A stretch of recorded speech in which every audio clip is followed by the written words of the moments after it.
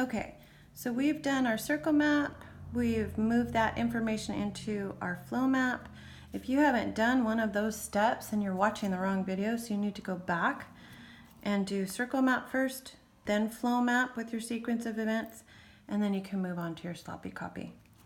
Okay, so we are taking our flow map that we have built off of our circle map, and we're going to make our sloppy copy.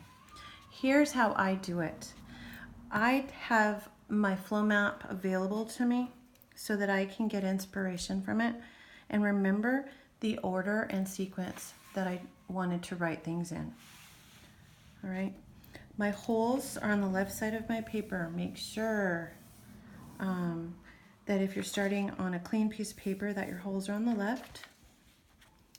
Don't forget to put your name on it straight away and the date. Okay, this is going to be Elmo is my title.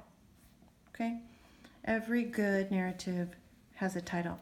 Now I can change that later, but this will remind me if I have to stop and start again later which writing I was working on and when I was working on it. Okay, so let's use our opening for our first event. Well, I know I want to talk about how Paisley gets an Elmo. Well, I want to start with a time frame. All the way home, all I could think of, all the way home, all I could think of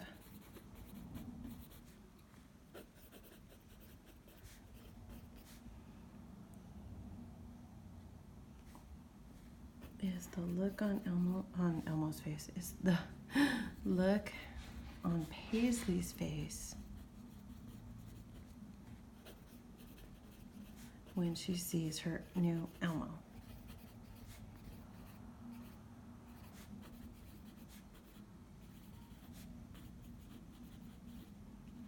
Okay.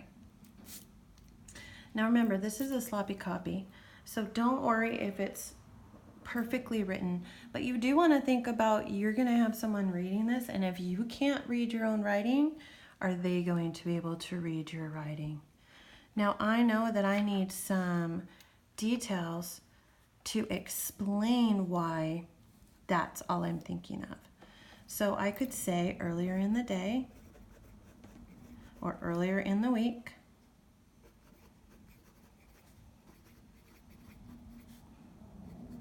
I picked up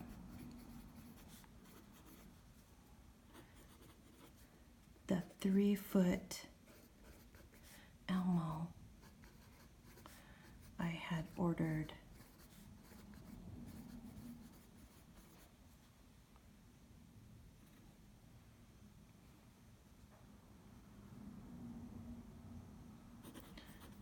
All Paisley talks about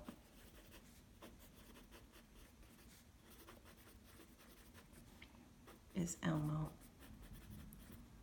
So I know she will be happy. Now, it's my sloppy copy, so I'm not worried about changing words or using juicier sentence structure right now, but I do want to make sure that any words in each section that I want to change or possibly find a juicy synonym for or express in a better way, I'm going to circle.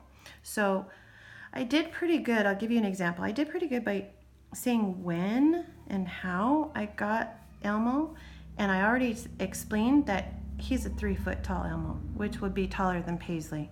But I didn't describe him very well, and so I'm going to circle this because I know I want to come back later and describe it better. Okay, now I know my tell me more code is a number 4. And so I'm going to write number 4. Now I have a lot of these codes memorized and because I built the code sheet, right? But please make sure that if you want to code your paper, you have this available to yourself so that, or for yourself, so that you can write the codes as you go if you want, like I am. I also know that I want to use some dialogue in my story. So when you write dialogue, you want to make sure that you use your quotation marks well, and the taglines are there and it's placed in the right way.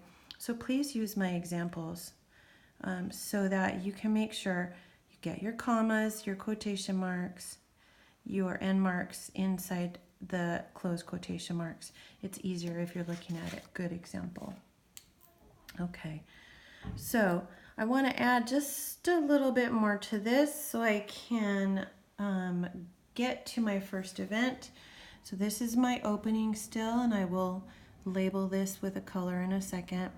I'm going to put as I walk through the door or into the house,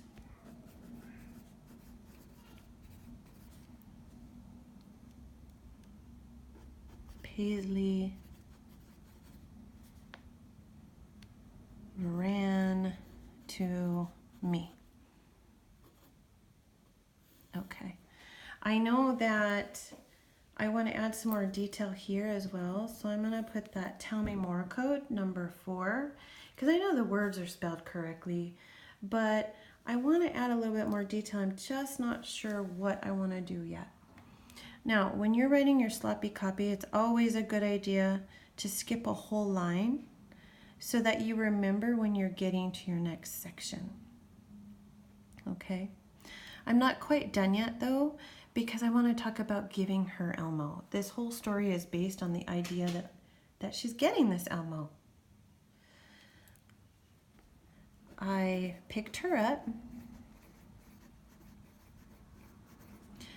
and brought her to the garage where Elmo was hiding. Now when you're writing fast, I did notice I made a spelling error, but I'm showing you, if I didn't know how to spell Elmo and I wasn't sure what I did wrong here, I would just circle it, put code 1 because I know that's misspelled word or a possible misspelled word that I need to look up later. I don't want to stop my thought process because I'm on a roll and I'm writing a really great story and I'm getting into it. So this is the way that I know that helps me write better, because I'm not stopping my train of thought in order to keep going. So I feel like I'm pretty well done with my opening. And remember, the opening is green, so I'm going to color code it so I remember, and my editor, my peer editor that is going to read and listen to this knows that this is what I consider to be my opening. Okay?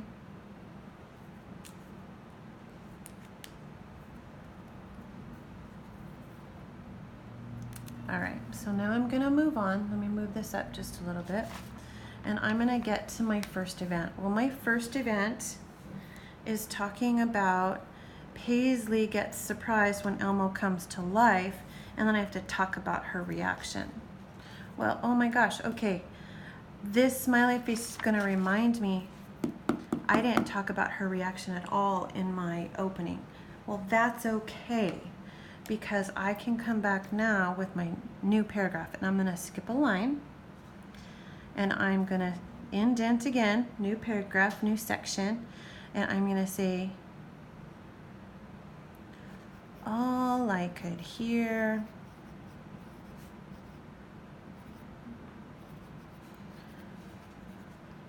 was screaming because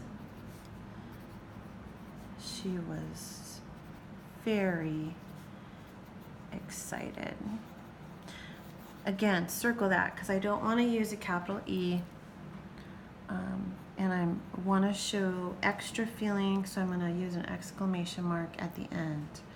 Okay, now the reason why I use that word screaming is because I had already thought of it here, and then I was thinking she wouldn't just scream if Elmo became real, but she would scream because she was excited about getting the gift. And I also know that I want to use my 5 senses, right? So let's see what else I can say about what Paisley might do. She floated in the air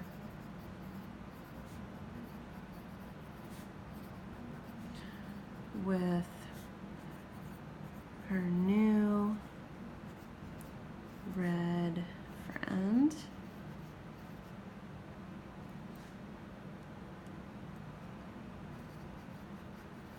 While I watched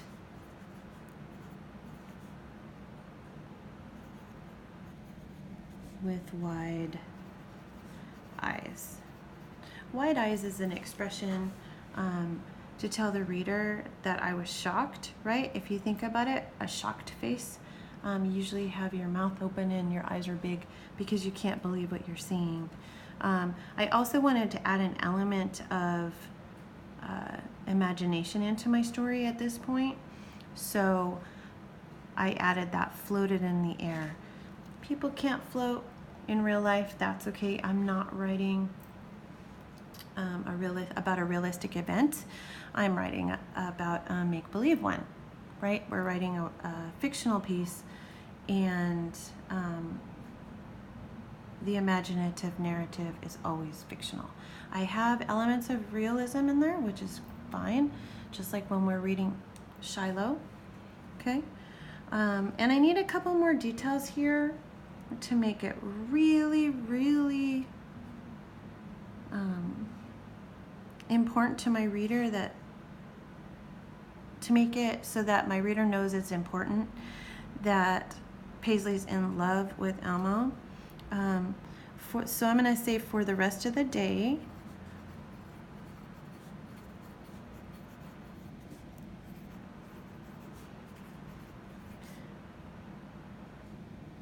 she was joined at the hip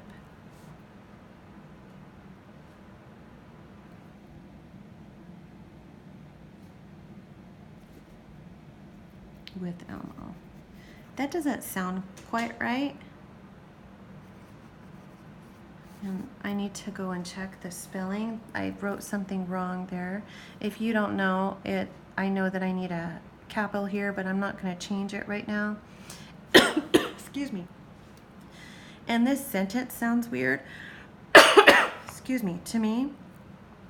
So what I'm going to do is I'm going to actually circle the entire sentence, because that's going to tell me when I go back and reread, I need to look at that, I need to tweak it, I need to fix it, I need to do something else to make it sound better. Okay, so that's all I can think of at the moment about this part. And it ties right into my opening, right? So those are all the extra details I can think of that tie in here. Now I know I can start dealing with Elmo coming to life in my first event. Now, in a narrative, you don't need a brand new paragraph for every event. That's not what it's about. I can keep going if I want to. And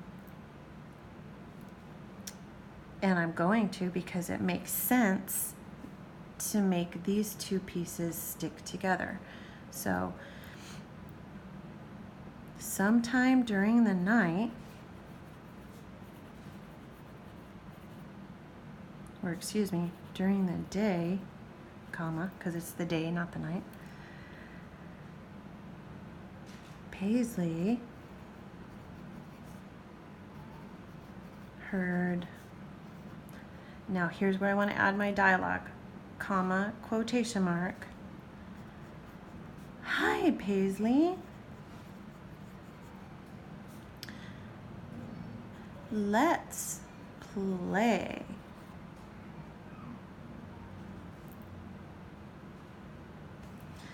She looked around.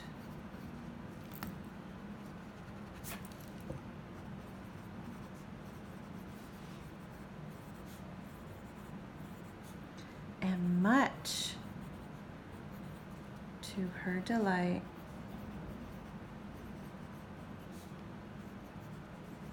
Elmo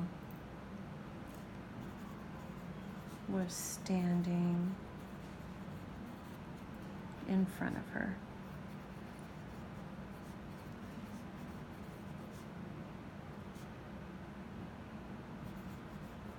She didn't know what to say.